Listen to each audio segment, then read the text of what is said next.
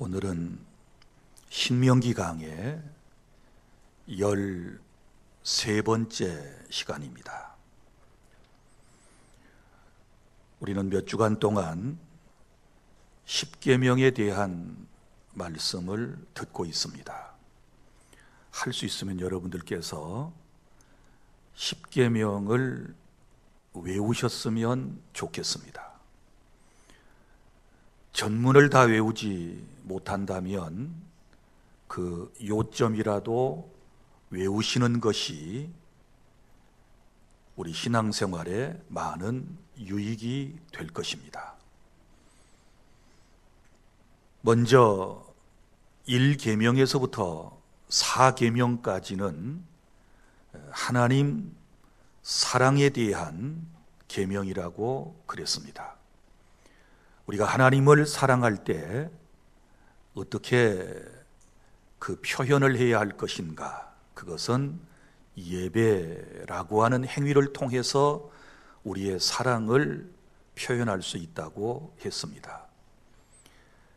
그래서 첫 번째 계명은 너는 나 외에 다른 신을 내게 두지 말라. 이것은 예배의 대상이 곧 유일하신 하나님이시다라고 하는 말씀을 드렸고, 그 다음에 두 번째 계명은 예배하는 방법, 다른 우상을 새겨 만든다거나 거기에 절하지 말고 섬기지 말아라. 하나님은 영이시니 하나님을 예배할 때는 영으로 예배해야 한다라고 하는 말씀을 드렸고, 그 다음에 세 번째 계명은 예배하는 사람의 태도에 관련된 말씀이라고 했습니다. 우리가 예배할 때 여호와의 이름을 망령되이 부르지 말아라. 이것은 하나님께 예배할 때 거짓 없는 온 마음과 그리고 진실된 모습으로 하나님을 예배해야 한다라고 하는 말씀이었고, 그 다음에 네 번째 계명은 예배하는 날에 대한 말씀이었습니다. 안식일을 기억하여 거룩하게 지키라. 그래서 오늘 저와 여러분은 예배하는 날을 기억하고 이 자리에 온 것입니다. 그리고 5번째부터 10번째까지 계명은 이웃사랑에 대한 계명이라고 했는데, 그 이웃사랑에 대한 계명의 첫 번째 계명이 제5계명인데 멀리 갈 것 없이 내 부모를 공경하라 라고 하는 말씀이었고, 그 다음에 부모님을 공경하고 난 이후에는 살인하지 말라, 내 이웃의 생명을 소중히 여겨라 라고 하는 말씀까지를 지난 시간에 여러분에게 드렸습니다. 이제 오늘은 10계명 가운데서 7계명과 8계명, 이것도 이웃과 관련된 말씀이고, 우리가 이웃을 진정으로 사랑한다면 어떻게 해야 할 것인가에 대한 말씀입니다. 첫째, 오늘 제 7계명 말씀은 간음하지 말지니라 라고 하는 말씀입니다. 이 말씀은 타인의 가정과 그리고 자신의 가정을 소중히 여기고 잘 지켜서 행복한 공동체가 되게 해야 된다라고 하는 말씀인 것입니다. 여러분, 인간에게는 여러분이 잘 아시는 것처럼 3대 욕구가 있습니다. 그 첫 번째가 식욕이지요. 이것은 인간의 기본적인 욕구인 것입니다. 누구나 다 먹지 아니하면 살 수 없기 때문에 태어나자마자 아이들은 엄마의 젖을 빨게 되는 것입니다. 그리고 두 번째 인간에게 욕구가 있는데 이것을 성욕이라고 그러는 것입니다. 이것은 인간의 번식을 위한 기본적인 욕구 가운데 하나이다라고 말할 수 있고, 그 다음에 세 번째가 명예욕입니다. 사회의 지위나 인기를 누리기 위한 욕구가 누구에게나 있다라고 하는 것이지요. 그런데 이 세 가지 욕구 중에 인간이 가장 쉽게 빠지기 쉬운 죄악이 바로 성욕이다라고 하는 말씀입니다. 우리 성적인 범죄가 얼마나 많이 우리의 삶 가운데서 일어나고 있는지는 우리가 직접 경험하고 보는 바인 것입니다. 자, 그러면 이제 오늘 하나님께서 우리에게 간음하지 말라 이 말씀을 주셨는데, 이 말씀에는 어떤 의미가 있는지 포괄적으로 여러분들에게 설명을 해드리도록 하겠습니다. 첫째는 타인의 가정을 파괴하지 말아라 라고 하는 엄중하신 하나님의 경고의 말씀입니다. 여기 간음이라고 하는 말로 우리 한글 성경에는 번역이 되어 있지만, 영어 성경을 더 정확히 번역을 한다면 간통이라고 하는 말과 같은 뜻입니다. 그러니까 배우자가 있는 사람이 다른 이성과 성적 관계를 맺는 것을 간음 혹은 간통, 이렇게 번역을 한 것입니다.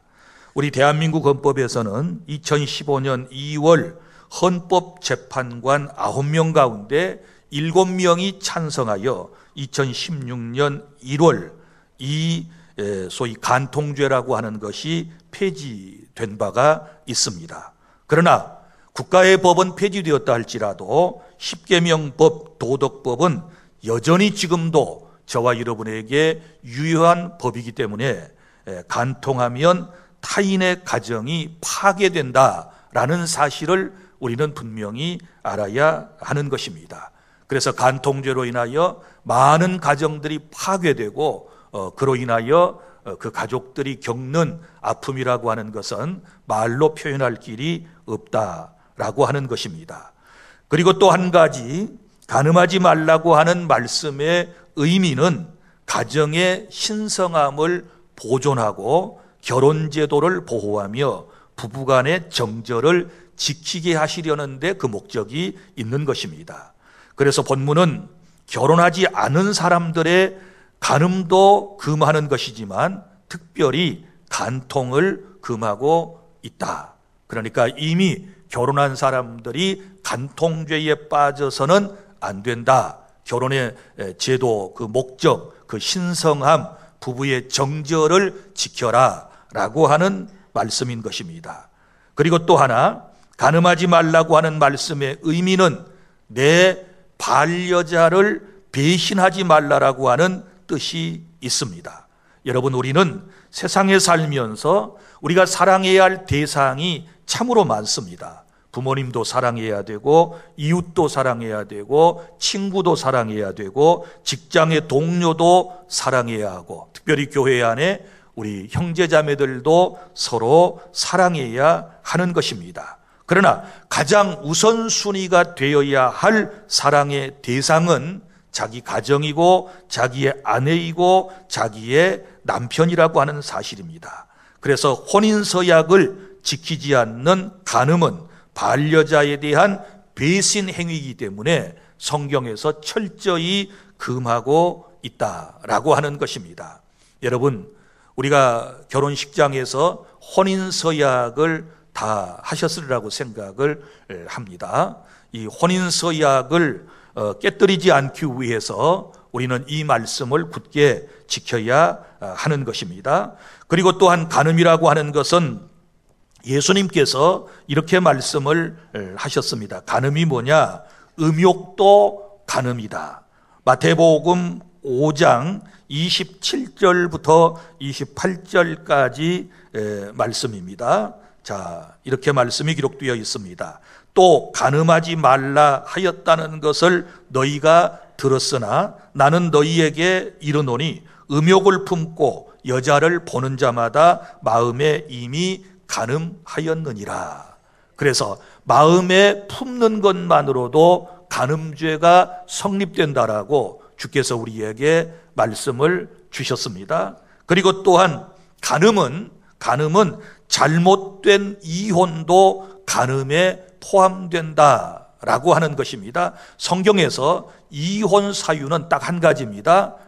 배우자가 간음죄가 분명히 드러났을 때는 그것을 이제 이혼할 수 있다고 말씀하지만 그 이유 이외의 모든 이혼은 간음에 포함된다. 마태복음 5장 31절부터 32절 또 일러스되 누구든지 아내를 버리려거든 이혼 증서를 줄 것이나 하였으나 나는 너희에게 이르노니 음행한 이유 없이 아내를 버리면 이는 그로 간음하게 함이요 또 누구든지 버림받은 여자에게 장가드는 자도 간음함이니라. 이렇게 주께서 우리에게 친히 말씀을 해 주신 것입니다. 그래서 이혼을 하나님께서는 철저히 금하시고 있는데 잘못된 이혼도 결국은 간음죄의 목록에 포함시켰다라고 하는 사실을 아셔야 하는 것입니다.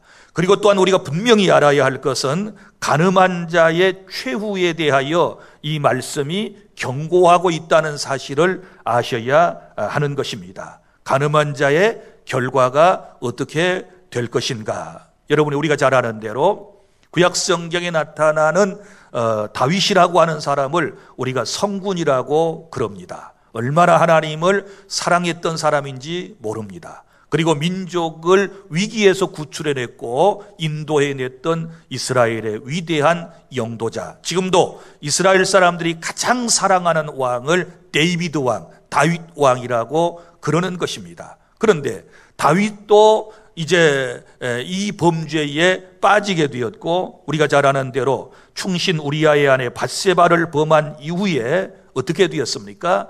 자신과 가정과 그리고 그의 후손들에게 엄청난 비극적인 상황이 도래했다라고 하는 것은 제가 낱낱이 설명을 드리지 않아도 여러분들께서 충분히 다 알고 계시리라고 생각을 합니다. 이것은 바로 간음죄에 대한 하나님의 진노가 임한다라고 하는 것을 우리에게 샘플로 보여준 사건이고 또한 성경에 보면 근친상간의 이 죄악이 있습니다. 근친상간의 죄를 범하는 사람들은 저주를 받았고 비참하게 이제 하나님께서 심판하셨던 것을 우리는 성경을 통해서 알 수 있습니다. 자, 그러면 우리가 이러한 간음죄에 빠지지 않기 위해서 하나님께서 우리에게 미리 알려주신 엄하신 주의 말씀을 직접 찾아서 읽기를 원하는데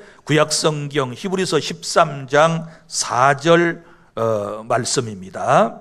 모든 사람은 결혼을 귀히 여기고 침소를 더럽히지 않게 하라. 음행하는 자들과 간음하는 자들을 하나님이 심판하시리라. 아멘.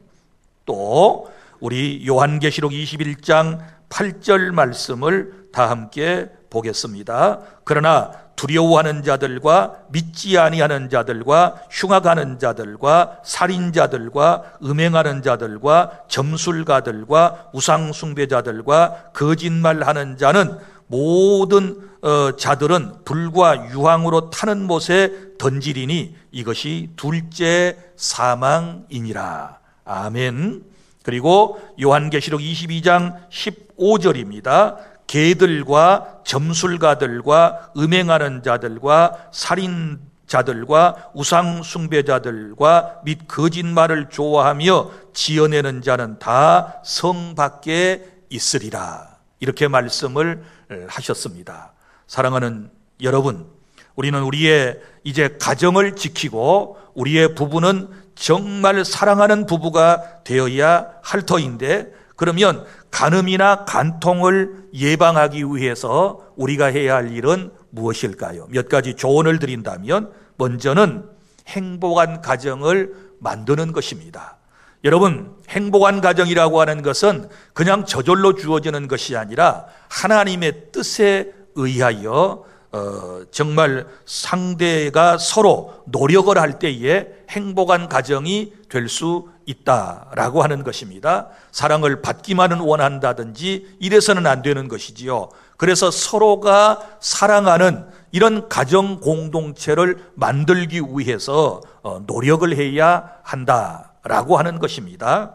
그리고 또한 우리가 간음이나 간통을 예방하기 위해서는 성적 유혹을 받는 것에서부터 피해야 한다라고 하는 말씀입니다. 우리는 많은 성적인 유혹을 받습니다. 우리가 모든 채널을 돌리고 유튜브를 틀게 되면 여기저기서 엄청난 것들을 볼 수 있게 되는데요. 먼저는 눈으로 보는 것을 우리는 조심해야 하는 것입니다. 모든 범죄는 보는 것에서부터 결국은 시작이 돼요. 에덴 동산에서 아담과 하와가 선악과를 따먹게 된 것도 보암지가며 먼저 눈으로부터 죄가 들어온다는 사실을 알아야 하는 것이고, 그 다음에 또한 이런 장소를 피해야 되고 음담패설을 피하는 것이 이런 죄에 빠지지 않는 방법 중에 하나이다 라고 하는 것입니다. 그리고 또 한 가지는 늘 요셉처럼 성적 유혹을 거부할 수 있도록 하나님과의 관계를 올바로 하고 있어야 된다라고 하는 것입니다. 여러분이 잘 아시는 것처럼 이제 요셉이 애굽 땅에 가서 보디발의 집에 가서 사환을 하지 않습니까? 가정 총무로서 그 가정을 잘 꾸려 나가지요. 그런데 주인의 아내가 이 요셉에게 성적 매력을 느끼고 채근대기를 시작합니다. 그때의 요셉은 그것을 완강하게 뿌리치고 탈출하는 그런 모습을 볼 수 있습니다. 내가 어찌 여호와 앞에 이 큰 악을 행할 수 있습니까? 하고 그것을 박차고 나가버리는 이런 모습을 우리에게 보여주고 있지 않습니까? 늘 이처럼 하나님과 함께하고 하나님의 뜻을 알고 하나님을 사랑하며 살아가는 사람들은 이런 성적 유혹을 거부할 수 있는 그런 은혜 속에 살아야 될 줄로 믿으시기를 바랍니다. 그리고 지은 죄는 회개하고 성령의 능력을 철저히 의지해야 한다라고 하는 것입니다.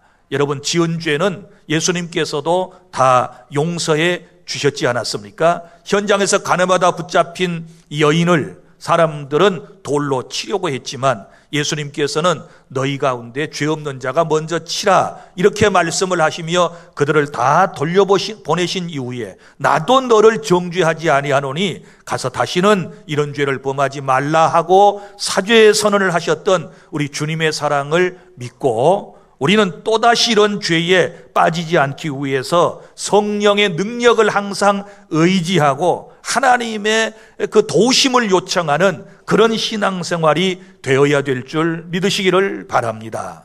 여러분 보세요. 아무도 장담할 수 없는 것이 바로 이 문제라고 제가 말씀을 드렸습니다. 다윗과 같은 성군도, 그리고 또한 삼손과 같은 나실인도, 그리고 지혜의 왕이라고 하는 솔로몬조차도 이 범죄에 빠졌다는 사실을 우리는 잘 알고 있지 않습니까? 그러므로 나 자신이 이러한 범죄에 빠지지 않도록 하나님의 은혜를 구하고, 그리고 이런 환경을 피하면서 우리가 서로 행복한 가정을 꾸려나가는 것이 하나님께서 기뻐하시는 우리 그리스도인들의 삶이라고 믿습니다. 오늘 이 말씀 가늠하지 말지니라, 이 말씀이 의미하는 바가 오늘날 저와 여러분들에게 정말 중요한 의미로 다가선다는 사실을 기억하고 우리는 성적 유혹에서부터 하나님의 은혜로 자유로운 복된 삶을 살아가실 수 있기를 바랍니다. 그리고 둘째 계명입니다. 제8계명은 도둑질하지 말라, 도둑질하지 말라 이렇게 말씀을 하셨습니다. 자, 이것은 무슨 의미인가 하면 인간의 행복을 위하여 타인의 재산을 보호하라는 하나님의 말씀인 것입니다. 그러니까 불법적으로 남의 재물이나 사람을 취하는 것을 도둑질 이렇게 얘기하는데, 원문에 보면 도둑질의 의미가 참 재미있는 표현입니다. 이런 뜻이 있습니다. 옆으로 밀어넣는다. 도둑질이 뭐예요? 옆으로 밀어넣는다. 테이블 위에 여러 개가 뭔가가 소중한 것들이 있는데 뭔가 한 가지를 가지려고 아무도 모르게 옆으로 살짝 밀어놓는 것, 이것을 도둑질. 그리고 또 옆으로 제쳐놓는다라고 하는 의미를 가지고 있습니다. 여러분, 사람이 인생을 지혜롭게 살려면 세 가지 개념이 분명해야 된다고 말하지 않습니까? 소유에 대한 세 가지 개념이 분명해야 되는데, 첫째는 하나님의 소유가 있어요. 하나님의 소유. 물론 세상의 모든 것, 나를 포함한 모든 것이 다 하나님의 것이지만 특별히 하나님께서 구별해 놓으신 하나님의 소유가 있습니다. 그 다음에 타인의 소유가 두 번째 있어요. 내 것이 아닌 타인의 소유가 있고, 그 다음에 세 번째 나의 소유가 있는데, 이것을 잘 분별을 해야 하는 것입니다. 이런 훈련은 어렸을 때부터 받는 것이 중요해요. 아이들에게도 하나님의 것, 남의 것, 내 것, 이것을 분명하게 우리가 가르쳐 주어야만 하는 것입니다. 신앙생활의 혼돈은 이 세 가지를 제대로 구별하지 못한 데서부터 온다는 사실을 알아야 하고, 또한 남의 것을 도둑질하는 것도 마찬가지예요. 이걸 잘 분별하지 못하기 때문에 남의 것을 도둑질하게 되는 것이지요. 자, 그러면 도둑질의 유형에 대하여 포괄적으로 여러분들에게 설명을 해드리도록 하겠습니다. 사실 제가 이 십계명을 강론하기 위해서 여러 권의 책들을 읽습니다. 주석서도 참고하고, 또 이미 발행한 여러 목사님들의 설교집도 참고하고, 다 제가 먼저 한 10여 권의 책을 다 읽고, 그리고 소화해 내서 지금 여러분들에게 정리해서 기도하는 가운데 설교문을 작성하여 지금 설교를 하고 있는데, 그 중에 이 홍정길 목사님의 십계명 강해가 가장 제게 와서 닿아요. 그래서 그분의 설교문에 여러 부분들을 제가 인용을 하는 부분들이 있는데, 그 중에 보면 이런 게 나와요. 자, 도둑질의 유형 가운데 첫 번째 유형이 뭐냐? 하나님의 날 도둑이 있다. 하나님의 날 도둑. 날 도둑? 자, 무슨 얘기인가 하면, 하나님은 일주일에 한 날을 하나님의 날로 정하셨어요.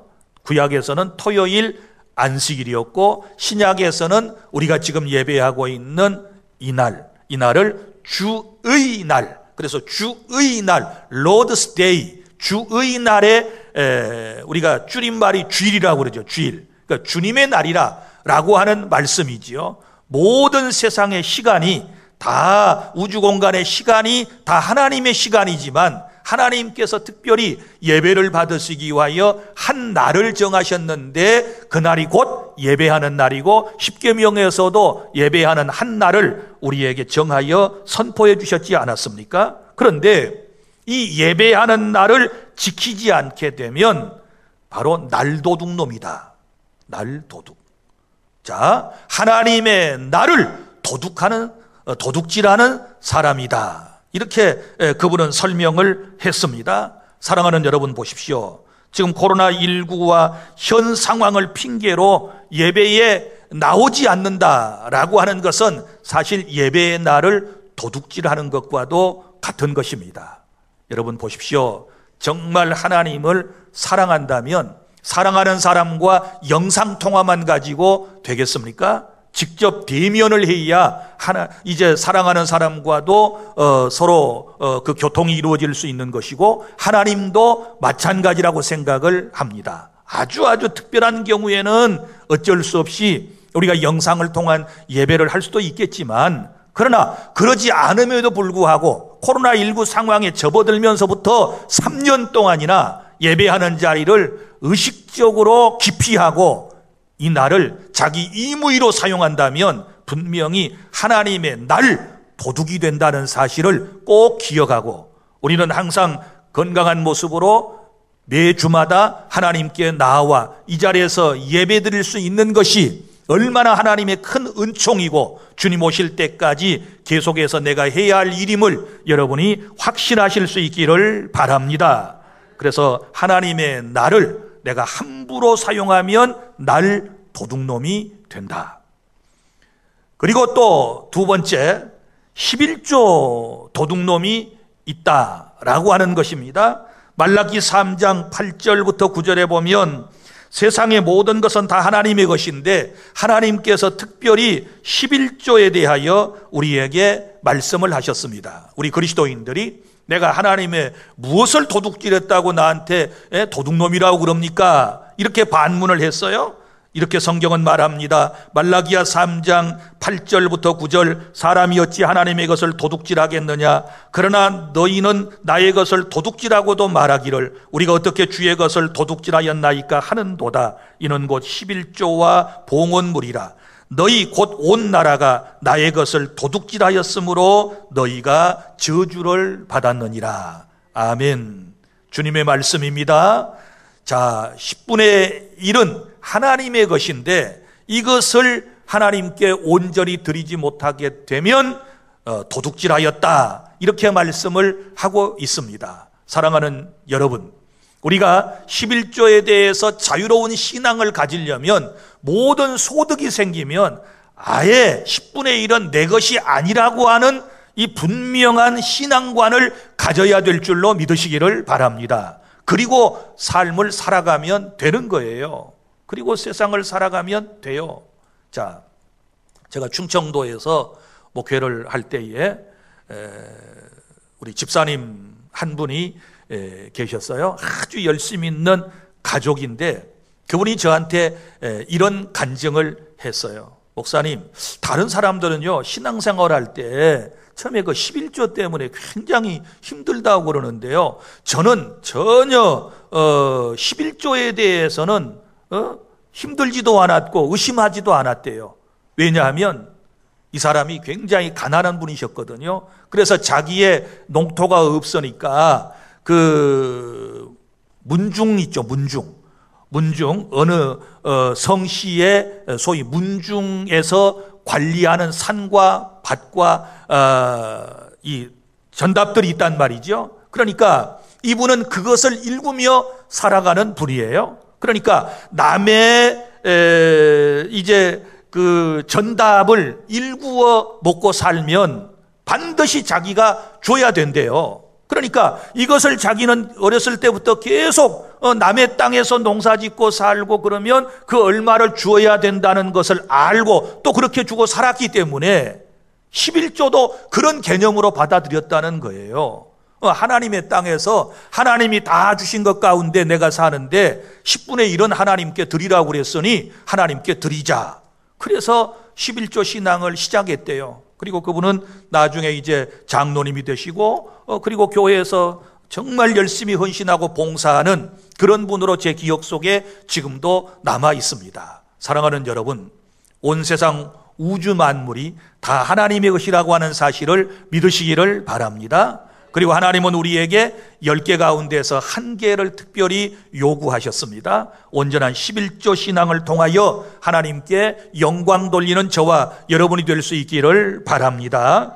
그리고 또한 우리가 하나님의 것을 도둑질한다 라고 할 때에 하나님의 이름을 도둑질하는 것이 있습니다. 자, 하나님의 이름을 도둑질한다, 무슨 얘기인가 하면 구약 성경에 보면 지금도 이단 사이비 종파에서 그런 집단이 있지만 예레미야 애가에 보면 이런 말씀이 나와요. 거짓 선지자들에 대한 말씀이 나오는데, 내가 너를 보내지 않았는데 너는 내가 보냈다고 가서, 내가 너한테 이런 말을 주지 않았는데 내 이름을 빙자하여 백성을 속이는도다, 이런 말씀이 나와요. 그럼 무슨 얘기예요? 자, 이 잘못된 사람들이, 거짓 선지자들이, 이단 사이비들이 누구의 이름을 빙자하는 거예요? 여호와의 이름을, 하나님의 이름을 도용해 가지고 범죄한다. 여러분, 이런 경우들이 너무 많이 있습니다. 하나님의 이름으로 거짓 메시지를 선포하는 것은 모두 다 하나님의 이름을 도둑질하는 행위가 된다라고 하는 것입니다. 그래서 우리는 하나님의 이름을 함부로 부르지 마라, 여호와의 이름을 망령되이 부르지 말라, 이렇게 말씀을 하셨다는 사실을 꼭 기억하시기를 바랍니다. 그리고 또한 도둑질의 유형 가운데는 이웃의 것을 도둑질하는 것이 있습니다. 내 이웃의 것을 내가 수고도 하지 아니하고 가져오는 것입니다. 자기는 수고하지 않고 남의 것을 가지려고 하는 심보는 이것은 못돼 먹은 도둑놈 심보인 것입니다. 여러분, 성경에 도둑질하지 말라라고 하는 말씀이 여러 곳에 나오고 있고, 로마서에서도 도둑질하는 사람은 다시 도둑질하지 말고 제 손으로 수고하라고 성경은 우리에게 말씀을 하고 있는 것입니다. 뿐만 아니라 여러분, 도둑질의 유형 가운데는 장사를 하면서 남을 속이는 것도, 고객을 속이는 것도 도둑질인 것입니다. 예를 들어서 속이는 저울. 지금은 이제 별로 그렇지 않습니다만은 우리 어렸을 때만 해도 얼마나 저울을 가지고 속이는지 몰라요. 대박을 가지고 속이는 경우도 있지 않습니까? 또한 치수, 자를 가지고도 속이는 경우가 있거든요. 이 고객들이 많이 넘어갑니다. 이런 것들을 도둑질이다 이렇게 얘기하는 거예요. 또한 내용물을 속이는 것도 도둑질이죠. 내용물. 자, 겉은 그럴싸하게 포장을 하고 그럴싸한 설명서를 붙여놓았지만 안에 실제 뜯어보니까 이게 전혀 다른 것이 들어있는 거예요. 그럼 이건 뭐예요? 도둑질이죠. 또 장사하는 사람들이 원산지를 잘못 표시하는 것도 속이는 것도 도둑질이지요. 분명히 중국산인데 국산이라고 그러고, 이런 경우들이 너무너무 많이 있어요. 이런 것들은 모두 다 도둑질이다라고 하는 것을 알아야 하는 것입니다. 그리고 또한 도둑질의 유형 가운데서는 임금체불도 있습니다. 남한테 일을 시키고 난 다음에 마땅히 품삯을 줘야 되는데 그 임금을 지불하지 않는 것은 도둑질하는 것이다. 레위기 19장 13절에 말씀을 했습니다. 사랑하는 여러분, 남을 일을 시켰으면 반드시 약속한 대로 지급을 이제 해야 하나님께서 기뻐하신다라고 하는 것이고, 그리고 뇌물을 받는 것도 도둑질입니다. 뇌물 받는 것, 성경에서는 뇌물을 철저히 금하고 있지 않습니까? 특별히 재판을 하는 사람들이 뇌물을 받게 되면 그릇된, 잘못된, 편견된 판단을 내릴 경우가 많기 때문에 성경에서는 뇌물을 금하고 있는 것입니다. 그리고 또한 늑탈하는 것, 늑탈이 무엇입니까? 연약한 사람에게 폭력을 행사해서 그것을 빼앗는 행위를 늑탈이라고 그러는데, 여러분, 이런 경우들도 많이 우리 주변에 있었습니다. 이것 또한 도둑질인 것입니다. 그리고 또한 부주의함이나 게으름, 이것도 도둑질입니다. 자신의 부주의함이나 게으름으로 남의 재물에 손해를 입힌다면 이것도 안 되는 것이지요. 남의 직장에 들어갔으면, 남이 일궈놓은 사업장에 들어가서 직원으로 일을 하면 열심히 일을 해서 유익이 되게 해야지, 거기서 부주의함이나 자기가 열심히 일을 하지 않아서 손상을 입히면 이것도 도둑질이 되는 것이지요. 그리고 또한 남이 잃어버린 물건을 돌려주지 않은 것도 도둑질이에요. 여러분, 주인이 분명히 나타났는데도 불구하고 돌려주지 않는다면 이것도 도둑질이 되는 것입니다. 그나마 우리 한국 사람들은 감사하는 게, 우리 한국에서는 공항이나 커피숍이나 어디에 이런 귀중품을 두고 별로 없어지지 않아요. 이거 전 세계 사람들이 와서 우리 한국에서 테스트를 했는데, 일부러 뭐 공항에다가 혹은 식당에다가 혹은 뭐 커피숍에다가 노트북이나 가방을 놔두고 화장실을 다녀왔더니 여전히 그대로 있더라. 한나절이 지난 다음에, 하루가 지난 다음에 가도 그대로 있더라. 이게 이제 널리 온 세상에 퍼졌어요. 그래서 한국 사람들은 정직한 사람들, 남의 것을 절대 가져가지 않는 사람들, 이런 평가를 받고 있습니다. 그런데 여러분, 생각해 보세요. 이건 한국 사람들의 도덕심이나 윤리의식이 철저해서 그랬으리라고 물론 생각이 돼요. 그러나 더 한 걸음 나아가게 되면 그래봐야 잡히거든요. CCTV가 워낙에나 많아가지고 여기서 비치고 저기서 비치고 다 비치기 때문에 그거 가져갔다가는 금방 붙잡혀가지고 경찰서에 가게 되기 때문에 사람들이 가져가지 않는 것이다. 저는 그렇게 생각을 해요. 이제는 이것을 뛰어넘어서 우리가 양심적으로 정말 남의 것을 탐내지 않는 그런 민족이 되었으면 하는 간절한 바람을 갖습니다. 그래서 며칠 동안 그 자리에 놔둬도 거기에 있고, 또 혹여 내가 잘 보관하고 있었는데 주인이 나타났을 때에 그것이 아주 값진 것이었을 때 돌려줄 줄 아는 이런 문화가 있어야 될 줄로 믿으시기를 바랍니다. 그리고 또한 인간 도둑질도 있어요. 인간 도둑질. 사람을 유괴하거나 납치하는 것은 도둑질이다. 성경은 그렇게 말씀을 하고 있고, 이런 죄악에 대해서는 엄히 다스리라고 말씀을 하셨습니다. 또한 인색함도 도둑질이 되는 것입니다. 인색이 뭡니까? 내가 해야 할 일을 마땅히 행하지 않는 것, 이것은 도둑질인 것입니다. 그래서 우리는 인색한 마음을 버려야 하는 것이고, 또 내가 뭔가를 잘못 사용하여서 허비하는 것도 도둑질의 유형이 되는 것입니다. 여러분, 허비해서는 안 됩니다. 우리가 부모로부터 물려받은 유산을 잘못 관리해서 허비하면 이것도 재물 도둑이 될 수가 있다라고 하는 사실을 여러분이 기억하시기를 바랍니다. 이처럼 도둑질이라고 하는 것은 남의 것을 딱 하나 훔치는 이것만을 얘기하는 것이 아니고, 성경에서는 너무 포괄적으로 말씀을 하고 있기 때문에 여러분들이 영적으로 육적으로 도둑질하는 일이 절대로 없어야 될 줄로 믿으시기를 바랍니다. 자, 그러면 남의 것을 도둑질 않고 살려면 우리가 어떻게 해야 될까요? 자, 남의 것을 도둑질하지 않고 살려면 먼저는 자족하는 마음이 우리의 마음에 있어야 하는 것입니다. 무슨 얘기인가 하면 탐심을 물리쳐야 되는 거예요. 자, 무엇인가를 욕심을 내면 이게 문제가 생겨요. 견물생심이라고, 물건을 보면은 욕심이 찾아와요. 탐심이 찾아오는 거예요. 그러나 내 삶에 나는 모든 것이 풍족해, 만족해, 부족한 것이 없어 라고 자족하는 마음을 갖는 그리스도인들은 절대 남의 것을 탐내지 않는 거예요. 남의 것을 훔치지 않는다라고 하는 사실을 믿으시기를 바랍니다. 그러니까 누구하고도 비교하지 말고 자족하며 감사하며 살아가실 수 있기를 바랍니다. 생각해 보면 여러분, 우리는 너무 풍족하다 그랬지요. 사실 우리 대한민국 사람들, 여러분 물론 정말 어려운 계층의 사람들 있는 거 압니다. 그러나 그럼에도 불구하고 보편적으로 볼 때는 모두가 다 잘 먹고 잘 사는 사람들이 대부분입니다. 여러분 보세요. 저희들 어렸을 때만 해도 얼마나 우리 힘들게 세상을 살았습니까? 먹는 것이 여러분 걱정일 때도 있었지 않았습니까?